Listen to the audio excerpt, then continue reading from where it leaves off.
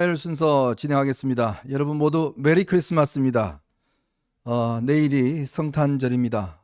크리스마스 이브고요. 아마 오늘 저녁에 많은 분들께서 좋은 계획들 가지고 계실 걸로 생각이 듭니다.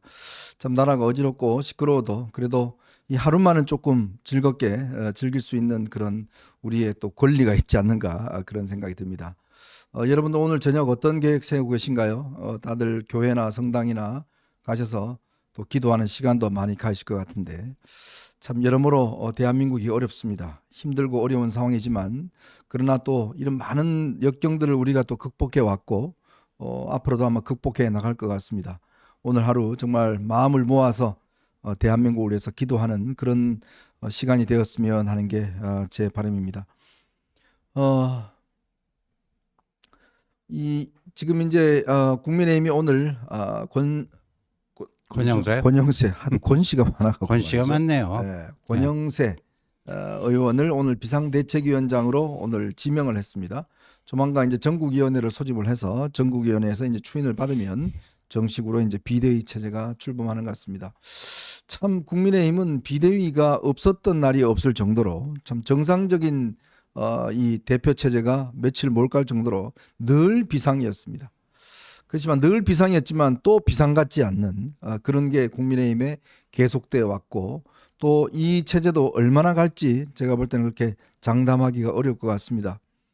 왜냐하면 또 뭐 항상 또 흔들어대는 세력이 있기 때문에 또 더군다나 이번 비대위 같은 경우는 지금 권성동 원내대표도 소위 친윤이죠. 권영세 지금 비대위원장 지명자도 사실상 뭐 친윤계로 그렇죠. 될 수 있는 거 아니겠습니까? 두 분 다 또 검사 출신입니다. 자, 그러다 보니 이게 당이 과연 이 난국을 돌파해낼 수 있을까에 대한 의문들이 꽤 있습니다. 글쎄요, 뭐 잘 수습되기를 바란 마음은 있겠지만 뭐 지금의 상황으로 보면 참 수습되기가 꽤 어려운 국면이 아닌가라는 생각이 듭니다. 제가 조금 이따 이 문제는 좀 더 자세하게 여러분들하고 좀 이야기를 나눠보기로 하고요. 우선 저 창원에서 올라온 소식들부터 먼저 좀 전해드리도록 하겠습니다. 지난번에 윤석열 대통령이 명태균한테 전화를 받고 5월 9일 날이었죠. 네. 취임식 바로 전날이었습니다. 김영선 공천 문제에 대해서 뭐 당에서 좀 시끄럽네. 뭐 내가 한번 이야기할게. 라고 이야기를 한 바 있지 않습니까? 그랬죠. 그 녹취록이 공개가 됐는데 문제는요. 그 녹취록 다음에 명태균이 이 은혜 갚겠습니다라는 멘트가 있어요. 근데 그동안 알려진 것과는 달리 그 중간에 또 한 번에 일단 이 녹취가 있었던 것 같아요. 그거를 검찰이 이번에 이 명태균의 황금폰에서 이제 밝혀냈다고 합니다. 네. 바로 그 부분에 무슨 내용이 들어가 있나 하면 사실상 윤 대통령이 공관위원장 당시 공관위원장이 윤상현 의원 있지 않습니까? 네. 윤상현 의원에게 다시 한번 이야기하겠다. 한 번 더 이야기하겠다. 내가 정확한 멘트는 이겁니다. 내가 윤상현한테 한 번 더 이야기할게. 공관위원장이니까 라는 이야기를 합니다. 그 전에는 명태균이 무슨 이야기를 하냐면 윤한홍 권성동 의원이 김영선 공천에 대해서 불편한가 봐요 라고 이야기를 합니다. 그랬더니 윤 대통령이 나한테 특별한 얘기 안 하던데 내가 윤상현한테 한 번 더 이야기할게. 공관위원장이니까 라고 이야기하는 게 있습니다. 그랬더니 이제 명태균이 고맙습니다 라고 이야기를 했고 그 전화 통화가 있은 50분 뒤에 김건희 여사와 명태균이 또 통화를 했다고 합니다. 여기서 김건희 여사가 당선인이 지금 전화를 했다. 걱정하지 마세요. 잘 될 거다. 라고 컨펌을 해줬던 그런 통화 내용이 있습니다. 즉 김영선 공천에 대해서 윤 대통령이 명태균한테 다시 한번 확약을 했고 이어서 1시간 뒤에 김건희 여사가 명태균에게 전화했다. 라는 걸 확인하는 바로 그 내용까지 포함되어 있습니다. 그런데요. 여러분 기억하시겠지만 당시 윤 대통령이 기자회견을 했지 않습니까? 그때 윤 대통령이 이런 이야기를 했습니다. 나는 그때 공관위원장이 누군지도 몰랐다. 네. 그런 연락 한 적이 없다. 네. 라고 이야기를 했어요. 맞습니다. 근데 이게 뭐 다르잖아요. 예, 그것도 거짓말이라는 게 이제 사실상 그 확인이 된 셈인데 그때 뭐 선거에 대한 의견을 낼 수 있지만 구체적으로 특정 인물을 공천을 해 달라 말라 이런 거는 한 적이 결코 없다. 이렇게 분명히 그때 2시간여에 걸친 그 앉아서 그 일문일답하던 네. 그 기자회견 당시에 분명히 그렇게 얘기를 했는데 저 뭐 폰에서 추출된 것이 그게 뭐 누가 윤 대통령 대역을 한 거 아니라면은 그건 뭐 거짓말 한 것으로 보여지고요. 네.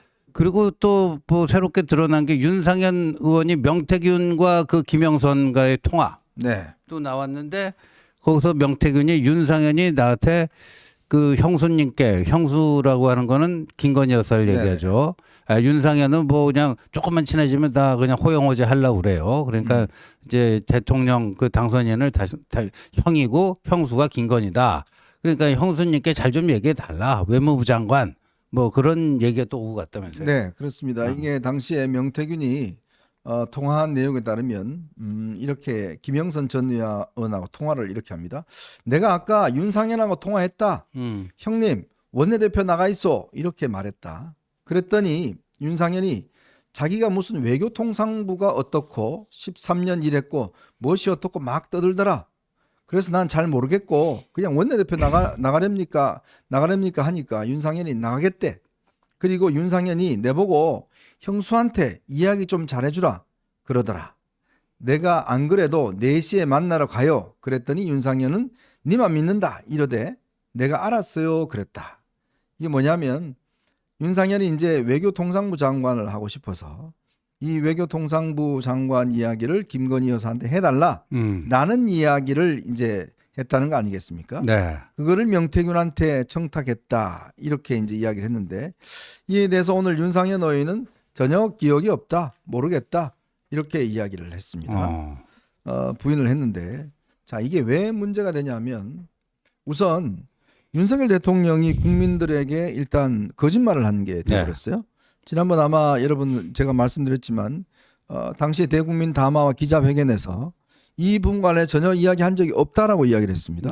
그런데 명시적으로 이 통화 내역에 당시에 공관위원장이 윤상현이라는 사실도 알고 있었고 윤상현에게 내가 이야기할게 라는 이야기가 있었고 그 다음에 김건희 여사가 전화했다라고 컨펌하는 내용까지 이 녹취록에 담겨 있다는 거죠. 그렇죠. 예. 그게 이제 이게 또 갈수록 이제 설상가상인데 윤 대통령 부부 입장에서는 설상가상인데 사실 명태균 수사가 진전되면 진전될수록 윤 대통령 부부가 이제까지 견지해 왔던 입장과는 배치되는 반대되는 여러 가지 증거물들이 속속들이 부상할 것이다 이렇게 했는데 지금 이게 뭐 나와버린 거예요. 그러니까 사실 명태균의 판도라의 상자가 이제 본격적으로 좀 열리는 것 같습니다. 특히나 이제 대통령 부부 관련해서는요. 참 윤상현 의원 이분은 참 뭐 친화력은 참 좋고 합니다만은 최근에는 뭐 윤 대통령을 굉장히 엄호하는 데 앞장서고 있던 모양인데 근데 이제 지금 보니까 결국 이런 내용들이 지금 속속들이 드러나고 있는 것 같습니다. 자 그리고 오늘요 한 언론 보도에 따르면 한동훈 전 대표가 이번에 대표직을 사퇴하기 전에 인간 안보, 휴먼 시큐리티 이 슬로건을 내세워서 사회 안전망 구축 방안 발표를 사실상 준비했다. 이런 기사가 있습니다. 이게 세월호 이태원 참사 겪으면서 보수 정권이 재난 참사에 취약하다. 이런 지적을 받아왔지 않습니까? 그래서 한동훈 대표가 이 사회 안전망 구축을 해서 시민 안전을 지키자. 이런 뜻에서 휴먼 시큐리티, 즉 인간 안보를 슬로건을 내세울 걸 준비했다. 이런 이야기가 있는데 주님 요번에 좀 아시는 바가 있나요? 네, 예, 뭐 맞습니다. 저희들이 준비를 했었고요. 이게 휴먼 시큐리티라고 하는 거는 이제 보통 우리가 안보하면 내셔널 시큐리티입니다. 국가 안보입니다.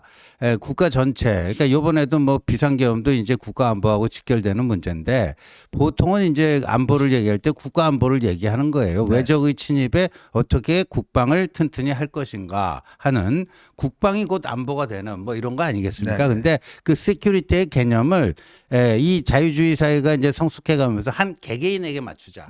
시큐리티라는 게 그렇다 그렇다고 내셔널 시큐리티가 없어지는 게 아니라 음. 내셔널 시큐리티는 시큐리티대로 가면서 국방, 예, 인간 안보라고 하는 이 휴먼 시큐리티는요 크게 봐서 한 세 가지로부터의 시큐리티를 우리가 좀 생각을 했었어요. 네. 범죄라든가 재난이라든가 뭐 이런 음. 이런 거로부터 인간이 좀 안전할 수 있는 그러니까 시민 안전 사회 뭐 이런 것들을 준비하고 여러 가지